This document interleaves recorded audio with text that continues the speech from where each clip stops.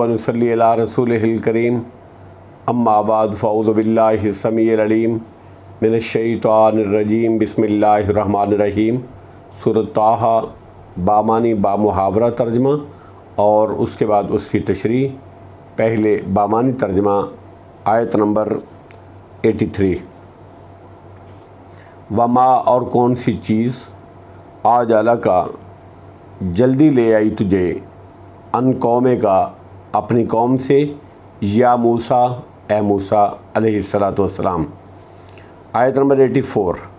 काला मूसा अलैहिस्सलातु वस्सलाम ने फरमाया हम उलाए वो लोग अला असरी मेरे पीछे आ रहे हैं वाजिल तो और मैंने जल्दी की इलई का तेरी तरफ रब्बे ए मेरे रब लितर्ज़ा ताकि तू राज़ी हो जाए। आयत नंबर 85।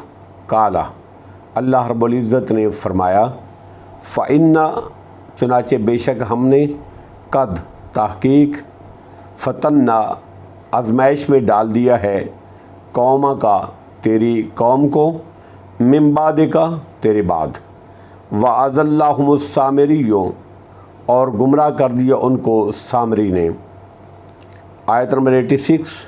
फ़र्रजा तो लौटे मूसा अलैहिस्सलातु वस्सलाम इला कौमे ही अपनी कौम की तरफ ग़ज़बाना ग़ज़बनाक आसिफ़ा गमगीन होकर।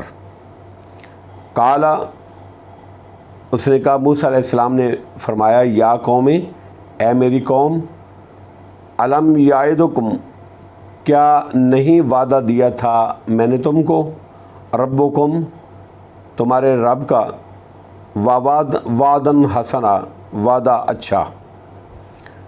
अफ़ताला क्या फिर लंबा हो गया था अलैकुमुल आहदो तुम्हारे ऊपर वादा अहद यानी ज़माना अम क्या या अराद तुमने चाहा ऐं यहिल्ला ये कि उतरे अलैकुम तुम्हारे ऊपर ग़ज़बुम मिन रब्बिकुम ग़ज़ब तुम्हारे रब की तरफ से फ़अख़लफ़्तुम लिहाजा तुमने खिलाफ वर्जी की मौइदी मेरे वादे की। आयत नंबर 87। कालू उन्होंने कहा मा अख़लफ़ना नहीं हमने खिलाफ वर्जी की मौइदे का तेरे वादे की बेमलकिना अपने इख्तियार से वलाकिन्ना और लेकिन हम मिलना उठवाए गए थे औज़ारम बोझ मिन ज़ीनतिल कौम फ़िरौन के ज़ेवरात का फ़क़ज़फ़नाहा चुनाचे हमने फेंक दिए वो आग में फ़क़ज़ालिका पस इसी तरह अलका कुछ फेंका अलका सामरियो कुछ फेंका सामरी ने। आयत नंबर 88। फ़अख़रजा फिर उसने निकाला लहुम उनके लिए एजलन एक बछड़ा जसदन यानी एक जिस्म लहू ख़्वारुन उसके लिए आवाज़ थी गाय जैसी। फ़कालू तो उन्होंने कहा हादा ये इलाहुकुम तुम्हारा माबूद है तुम्हारा इलाह है व इलाहो और माबूद है मूसा अलैहिस्सलाम का फ़न्नासिया पस वो भूल गया। आयत नंबर 89। अफ़ला यरौना क्या फिर नहीं वो देखते अल्लाह यरजियो के बिलाशुबा नहीं वो बछड़ा लुटाता इलैहिम उनकी तरफ कौलम कोई बात वला यमलिको और नहीं वो इख्तियार रखता लहुम उनके लिए ज़र्रम वला नफ़ा किसी नुकसान का और ना किसी नफ़े का। अब मुहावरा तर्जमा और उसकी तशरीह। आयत नंबर 83। वमा आजाला का अन कौमे का या मूसा ए मूसा कौन सी चीज़ तुझे तेरी कौम से जल्दी ले आई। अल्लाह रब्बुल इज़्ज़त ने फरमाया ए मूसा कौन सी चीज़ तुझे तेरी कौम से जल्दी ले आई। काला हम उलाए अला असरी وَعَجِلْتُ إِلَيْكَ رَبِّ لِتَرْضَىٰ۔ موسیٰ علیہ الصلوۃ والسلام نے عرض کی یا اللہ وہ لوگ میرے پیچھے ہیں اور اے میرے رب میں نے تیری طرف جلدی کی لِتَرْضَىٰ تاکہ تو راضی ہو جائے، رب لِتَرْضَىٰ اے میرے رب تاکہ تو راضی ہو جائے۔ سمندر پار کرنے کے بعد موسیٰ علیہ الصلوۃ والسلام بنی اسرائیل کے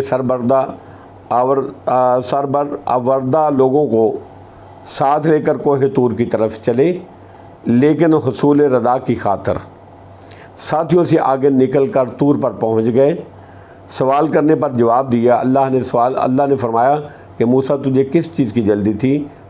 تو موسیٰ علیہ السلام نے جواب دیا یا اللہ رب لترضیٰ تاکہ تو راضی ہو جائے، مجھے تو تیری رضا کی طلب اور اس کی جلدی تھی۔ وہ لوگ میرے پیچھے ہی آ رہے ہیں۔ بعض کہتے ہیں کہ اس کا مطلب یہ نہیں ہے کہ میرے پیچھے آ رہے ہیں، بلکہ یہ ہے کہ وہ میرے قریب ہی ہیں اور میری واپسی کے منتظر ہیں۔ آیت نمبر 85 قال فإنا قد فتنا قومک من بعدک وأضلهم السامری۔ اللہ رب العزت نے فرمایا چنانچہ بے شک ہم نے تیرے بعد تیری قوم کو آزمائش میں ڈال دیا اے موسیٰ، اور ان کو سامری نے گمراہ کر دیا۔ موسیٰ علیہ السلام کے بعد سامری نامی شخص نے بنی اسرائیل کو بچھڑا پوجنے پہ لگا دیا، جس کی اطلاع اللہ رب العزت نے طور پر موسیٰ علیہ السلام کو کر دی کہ سامری نے تو تیری قوم کو گمراہ کر دیا ہے۔ فتنے میں ڈالنے کی نسبت اللہ رب العزت نے اپنی طرف کی ہے، اور اس گمراہی کی کا سبب سامری ہی تھا، جس طرح کہ وَأَضَلَّهُمُ السَّامِرِيُّ سے واضح ہے۔ آیت نمبر 86 فَرَجَعَ مُوسَىٰ إِلَىٰ قَوْمِهِ غَضْبَانَ آسِفًا۔ تو موسیٰ علیہ السلام اپنی قوم کی طرف غضبناک غمگین ہو کر لوٹے اور کہنے لگے قال یا قوم الم یعدکم ربکم وعدن حسنا، اور کہنے لگے اے میری قوم کیا تمہارے رب نے تم سے اچھا وعدہ نہیں کیا تھا؟ اس سے مراد جنت کا یا فتح اور ظفر کا وعدہ ہے اگر وہ دین پر قائم رہے، یا تورات عطا کرنے کا وعدہ ہے جس کے لیے طور پر ان کو بلایا گیا تھا۔ افتعلی علیکم العہد ام اردتم ان یحل علیکم غضب من ربکم فاخلفتم موعدی۔ کیا پھر تم پر عہد طویل ہو گیا تھا؟ افتعلی علیکم العہد، کیا تمہارے اوپر عہد طویل ہو گیا تھا، لمبا ہو گیا تھا؟ کیا اس عہد کو مدت دراز گزر گئی تھی کہ تم بھول گئے اور بچھڑے کی پوجا شروع کر دی؟ کیا پھر تم پر عہد طویل ہو گیا تھا، یا تم نے چاہا کہ تم پر تمہارے رب کا غضب اترے؟ لہذا فاخلفتم موعدی، لہذا تم نے میرے وعدے کی خلاف ورزی کی۔ قوم نے موسیٰ علیہ السلام سے وعدہ کیا ہوا تھا کہ ان کی طور سے واپسی تک وہ اللہ کی اطاعت اور عبادت پر قائم اور دائم رہیں گے۔ آیت نمبر 87 قالوا ما اخلفنا موعدک بملکنا ولکننا حملنا اوزارا من زینۃ القوم۔ وہ کہنے لگے کہ ہم نے تیرے وعدے کی اے موسیٰ، تیرے وعدے کی اپنے اختیار سے خلاف ورزی نہیں کی، یعنی ہم نے اپنے اختیار سے یہ کام نہیں کیا، بلکہ یہ غلطی ہم سے اضطراری طور پر ہو گئی۔ آگے اس کی وجہ بیان کی جا رہی ہے وَلَكِنَّا حُمِّلْنَا أَوْزَارًا مِّن زِینَةِ الْقَوْمِ، لیکن ہم پر قوم فرعون کے زیب و زینت کے بوجھ لاد دیے گئے تھے۔ فَقَذَفْنَاهَا، تو ہم نے وہ آگ میں پھینک دیے۔ فَكَذَلِكَ أَلْقَى السَّامِرِيُّ، تو اسی طرح سامری نے بھی زیور پھینکے۔ آیت نمبر 88 فَأَخْرَجَ لَهُمْ عِجْلًا جَسَدًا لَهُ خَوَارٌ، پھر اس نے ان کے لیے ایک بچڑا نکالا بنایا جو محض جسم تھا۔ فقالو ھذا الہکم و الہ موسیٰ، تو کہنے لگے کہ جس کی آواز گائے جیسی تھی، پھر وہ کہنے لگے کہ یہی ہے تمہارا و الہکم، یہی ہے تمہارا الہ، اور موسیٰ علیہ السلام کا و موسیٰ و الہ موسیٰ، اور موسیٰ علیہ السلام کا الہ۔ زینت سے مراد زیورات اور القوم سے مراد قوم فرعون مراد ہے۔ کہتے ہیں کہ یہ زیورات انہوں نے فرعونیوں سے عاریتاً لیے تھے، اسی لیے ان کو اوزارن وزرن کی جمع بوجھ کہا گیا، کیونکہ یہ ان کے لیے جائز نہیں تھے، چنانچہ انہوں نے جمع کر کے ایک گڑھے میں ڈال دیا گیا۔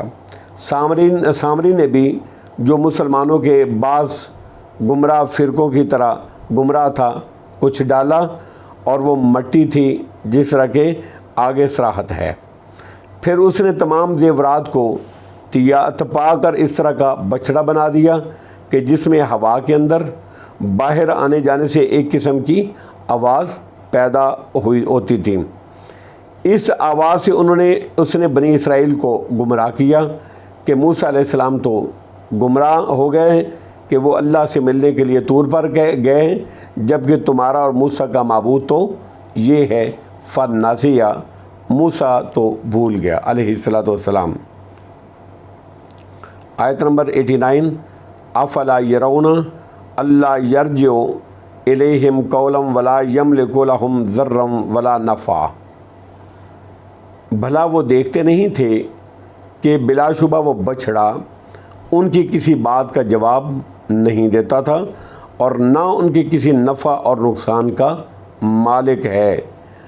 اللہ رب العزت نے ان کی جہالت اور نادانی کی وضاحت کرتے ہوئے فرمایا کہ ان عقل کے اندھوں کو اتنا بھی پتہ نہ چلا کہ یہ بچھڑا کوئی جواب دے سکتا ہے، نہ جواب دے سکتا ہے، نہ کسی کا نفع دے سکتا ہے، نہ کسی کو نفع دے سکتا ہے، نہ کسی کا نقصان پہنچانے پر قادر ہے، جبکہ معبود تو وہی ہو سکتا ہے جو ہر ایک کی فریاد سنتا ہے اور اس کو قبول بھی کرتا ہے، نفع بھی دیتا ہے اور نقصان پہنچانے پر بھی قادر ہے، اور ہر ایک کی حاجت روائی بھی کرتا ہے، یعنی حاجت روا بھی وہی ہوتا ہے جو معبود ہوتا ہے۔